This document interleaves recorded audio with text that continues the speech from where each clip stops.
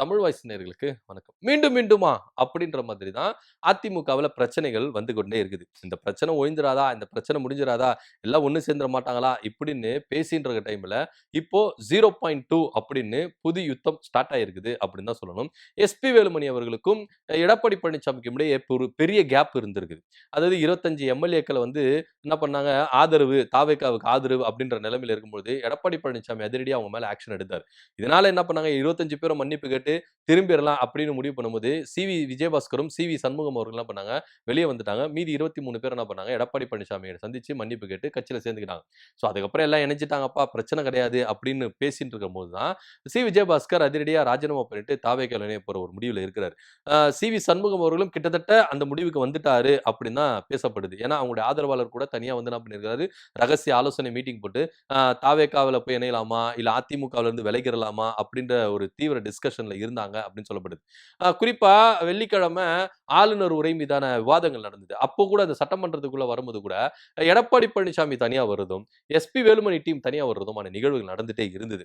ஆனா இவங்க எல்லாம் இணைஞ்சிட்டாங்க, கைகள்லாம் இணைஞ்சிச்சு, மனசு இணையல அப்படின்ற ரேஞ்சுக்கு தான் இங்க பார்க்க வேண்டிய ஒரு விஷயமா இருக்கு. ஏன்னா தனித்தனியா வர்ற விவகாரம் இது பெரிய ஒரு அதிர்வலைகளை ஏற்பட்டுச்சு. அது மாத்திரம் இல்லாம சட்டமன்றம் முடிஞ்ச கையோட எஸ்பி வேலுமணி என்ன பண்றாரு, எம்ஆர்சி நகர்ல இருக்கிற சிவி சண்முகம் அலுவலகத்துக்கு போய் என்ன பண்றாரு சந்திக்கிறாங்க. எஸ்பி வேலுமணி, நத்தம் விஸ்வநாதன், தங்கமணி போன்ற கிட்டத்தட்ட ஒரு 10, 15 பேர் என்ன பண்ணாங்க போய் சந்திக்கிறாங்க. இது அதிமுகவுல பெரிய சலசலப்புகளை ஏற்பட்டுச்சு அப்படின்னு தான் நம்ம சொல்லணும். ஏன்னா இவங்க எல்லாருமே ஒருங்கிணைஞ்சாங்க. அதாவது எஸ்பி வேலுமணி, எடப்பாடி பழனிசாமி எல்லாம் இதுக்கப்புறம் பிரிய மாட்டாங்க, ஒன்றா இணைந்து தான் செயல்படுவாங்க அப்படின்ற பட்சத்துல இப்ப திரும்பவும் பூதாகரமா இங்க விஷயங்கள் வெடிச்சிருக்குது அப்படின்னு சொல்லணும். ஏன்னா மன்னிப்பு கேட்டு உள்ள வந்தவங்களுக்கு அவங்க அவங்க கிட்ட இருந்து பறிச்ச பதவியை எடப்பாடி பழனிசாமி கொடுத்தாரா அப்படின்னா கொடுக்கவே இல்ல. அவங்கள வந்து ஹோல்ட் பண்ணி வச்சிருந்தாரு. எப்போ உங்க மேல எனக்கு நம்பிக்கை வருதோ அப்ப நான் என்ன பண்றேன், இந்த பதவியை குடுக்குறேன் அப்படின்னு சொல்லிட்டு பதவியை திருப்பி கொடுக்காம என்ன பண்ணாரு, தாப்பாகவே வச்சிருந்தாரு. இதனால தான் விஜயபாஸ்கர் வெளியே போனாரு, பெஞ்சமின் அவர்கள் வெளியே வந்தாங்க அப்படின்லாம் பேசப்படுது. இப்போ என்ன அப்படின்னா, சட்டசபையில இன்றைய தினத்துல எடப்பாடி பழனிசாமி ஏந்து பேசுறாரு. அதாவது மேகதாது அணை விவகாரத்துல இடையில உதயநிதி ஸ்டாலின் அவர்கள் ஒரு சில கருத்துக்களை சொன்னார். அதெல்லாம் சேர்த்து இந்த தீர்மானம் நிறைவேற்றப்பட்டது அப்படின்னு சொல்லும்போது இதை சேர்க்க கூடாது அப்படின்னு சொல்லிட்டு எடப்பாடி பழனிசாமி போர்க்குடி தூக்கி என்ன பண்ணாரு, பேச ஆரம்பிச்சாரு. அது மாத்திரம் இல்லாம திருவள்ளூர்ல அந்த அமோனியா வாயு தாக்கி கிட்டத்தட்ட ஒரு 7 பேர் என்ன பண்ணாங்க, இறந்திருக்காங்க.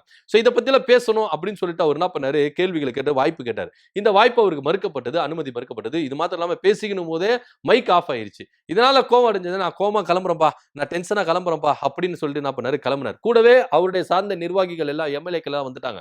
ஆனா SP Velumani, Natham Viswanathan, Lima rose போன்றவர்கள் என்ன பண்ணிட்டாங்க, சட்டமன்றத்துக்குள்ளே உட்கார்ந்துட்டாங்க, வெளிநடப்பு செய்யல. ஆக்சுவலா அதிமுகவுல இருக்கிற எம்எல்ஏக்கள் என்ன பண்ணிருக்கணும், 47 எம்எல்ஏக்கள் அதுல 5 பேர் போயிட்டாங்க. இன்னும் 42 எம்எல்ஏக்கள் இருக்கிறாங்கன்னா இதுல அவர் சொல்ற பேச்சு தான் கேட்டிருக்கணும். எல்லாம் ஒருங்கிணைந்தீங்க அப்படின்னா எடப்பாடி பழனிசாமி தான் சட்டமன்ற குழு தலைவர் அப்படின்னு ஒரு மனதா தேர்ந்தெடுக்கப்பட்டாச்சு. இதுக்கு யாரும் அப்செக்ஷன் சொல்லவே கிடையாது. அப்படின்ற விஷயத்துல இவங்க என்ன பண்ணிருக்கணும், எடப்பாடி பழனிசாமி வெளிநடப்பு செஞ்சா இவங்கள வெளிநடப்பு செஞ்சிருக்கணும். ஆனா இவங்க செய்யவே இல்ல. இவங்க தனியா இருக்கிறாங்க. அப்போ மீண்டும் ஆரம்பித்து விட்டதா இந்த யுத்தம் அதிமுகவுக்குள்ள அப்படின்னு தான் இங்க பார்க்க வேண்டிய ஒரு விஷயமா இருக்குது. ஏன்னா இவங்க கைகளால இணைஞ்சிட்டாங்க. ஆனா மனசால இணையவே இல்ல. ஏன்னா இப்ப திரும்பவும் சிவி சண்முகம் தலைமையில என்ன பண்றாங்க, எல்லாம் ஆர்கனைஸ் ஆகுறாங்க. ஒருவேளை சிவி சண்முகம் தலைமையில எல்லாரும் எம்எல்ஏ பதவி ராஜினாமா பண்ணிட்டு திரும்பவும் இவங்க அந்தந்த தொகுதியில இடைத்தேர்தல நிப்பாங்களா அப்படின்ற ஒரு விஷயமா இருக்குது. தாவேக்காவுல இணைஞ்சி. ஏன்னா அதுக்கும் வாய்ப்புகள் இருக்குது அப்படின்னு சொல்லிட்டு தான் அரசியல் நகர்வு எல்லாமே இங்க தெள்ள தெளிவா தெரியுது. இப்படி இருக்கும் பட்சத்துல எடப்பாடி பழனிசாமி பின்னாடி போகாம ஏன் இவங்க சட்டமன்றத்துல அமர்ந்தாங்க அப்படின்றதா இன்னைக்கு பேசும் பொருளா இருக்கு. இதன் விளைவா சட்டமன்றத்துக்குள்ள வரும்போதே தனித்தனி அணியா வரீங்க எடப்பாடி பழனிசாமி. ஏன்னா இதுக்கு முன்னாடி நீங்க பாத்தீங்கன்னா எதிர்க்கட்சியா இருக்கும்போது எல்லாம் மொத்தமா தான் வருவாங்க, மொத்தமா தான் வெளியே போவாங்க. ஆனா இன்னைக்கு பாதி பேர் தனித்தனியா வராங்க, போகும்போது மொத்தமா போகாம எடப்பாடி பழனிசாமி சம்பந்தப்பட்டவங்க மட்டும் போறாங்க, மத்தவங்க எல்லாம் உள்ள உட்கார்ந்து இருக்காங்க. இதுல இருந்து என்ன தெரியுதுன்னா, இவங்களுக்குள்ள இன்னும் பிரச்சனைகள் அடங்கவே இல்ல. இந்த பிரச்சனை பூதாகரமா வெடிக்க போகுது அப்படின்னு தான் பார்க்க முடியுது. இன்னும் சொல்ல போனா இன்னும் சில பல நாட்கள்ல இந்த விவகாரம் பயங்கரமா வெடிச்சு எஸ்பி வேலுமணி, சிவி சண்முகம் தலைமையில எல்லாருமே தனி அணியா பிரிஞ்சு எடப்பாடி பழனிசாமிக்கு எதிராக மீண்டும் இந்த போர்க்கொடி தூக்குறதுக்கான வாய்ப்புகள் இருக்குது அப்படின்னு தான் இங்க பார்க்க வேண்டிய ஒரு விஷயமா இருக்குது. இதனுடைய விளைவுகள் எப்படி இருக்கும் அப்படின்னு நம்மளுக்கு தெரியல. ஏன்னா திரும்பவும் தகுதி நீக்க நடவடிக்கையை எடப்பாடி பழனிசாமி கொண்டு வருவாரா அப்படின்ற ஒரு விஷயமும் இங்க பார்க்க வேண்டியதா இருக்குது. நீங்க என்னப்பா எங்க மேல தகுதி நீக்கம் கொண்டு வருது, நீங்க என்னப்பா எங்க மேல தகுதி நீக்கம் கொண்டு வருது, நாங்க மொத்தமா ராஜினாமா பண்றோம் அப்படின்ற ஒரு முடிவுக்கு வரதுக்கும் வாய்ப்புகள் இருக்கு. ஆக மொத்த இங்க ஒரு அரசியல் மாற்றம் பயங்கரமா ஏற்பட போகுது அப்படின்றதான் இங்க நிதர்சனமா இருக்கு. இதுல இன்னொரு விஷயம் என்ன அப்படின்னு பாத்தீங்கன்னா, யார் மேல பழிய சுமத்திட்டு, எந்த பழிய சுமத்தி வச்சுட்டு இவ்வளோ நிகழ்வுகள் நடக்குதோ, அதுக்கு எல்லாத்துக்குமே ஐயா சண்முகம் அவர்களும், விடுதலை சிறுத்தைகள் கட்சி திருமாவளவன் அவர்களும், ஐயா வீரபாண்டியன் அவர்களும் மொத்தமா என்ன பண்ணாங்க, தெள்ள தெளிவா சொல்லிட்டாங்க. அப்படிப்பட்ட ஒரு நிகழ்வு நடக்கவே இல்ல.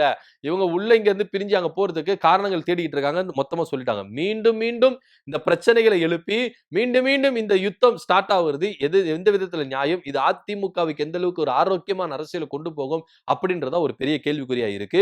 ஏன்னா இந்த பிளவுகள் அப்படின்றது இன்னும் நாளுக்கு நாள் பிளந்துட்டு தான் இருக்குது கண்டி ஒன்னா சேர்றதுக்கான வாய்ப்புகள் இல்ல. நாங்க எல்லாம் ஒண்ணு சேர்ந்துட்டோம் அப்படின்னு சொல்லிக்கிட்டாலும் மனசுக்குள்ள சில விஷயங்கள் எங்களுக்குள்ள இருக்கிறதுனால தான் இந்த பிரிவினைகள் அப்படின்றது இங்க பார்க்க வேண்டிய ஒரு விஷயமா இருக்குது. எடப்பாடி பழனிசாமி வெளிநடப்பு செய்யும் பொழுதே இவங்க எல்லாம் வெளிநடப்பு செய்திருந்தாங்கன்னா இவ்வளவு பெரிய பிரச்சனை இருக்காது. ஆனா இவங்க என்ன பண்றாங்க, சட்டமன்றத்துக்குள்ள தனித்தனியா வராங்க. திரும்பவும் சி வி சண்முகம் வீட்டுல போய் ஆலோசனை பண்றாங்க. அதுக்கப்புறம் சட்டமன்றத்துக்குள்ள வந்துட்டோம்னா எடப்பாடி பழனிசாமி போகும்போது இவங்க எழுந்து போகாம இருக்கிறாங்க. அப்போ இது எல்லாத்தையும் கனெக்டிவிட்டி வச்சு பார்த்தோம்னா திரும்பவும் இந்த பிரிவினைகளுக்காக திரும்பவும் இந்த சண்டைகள் ஆரம்பிக்க போகுது. மீண்டும் மீண்டும் சண்டைகள் வந்திருக்கிறது அப்படின்னு தான் இங்க பார்க்க வேண்டிய ஒரு விஷயமா இருக்குது.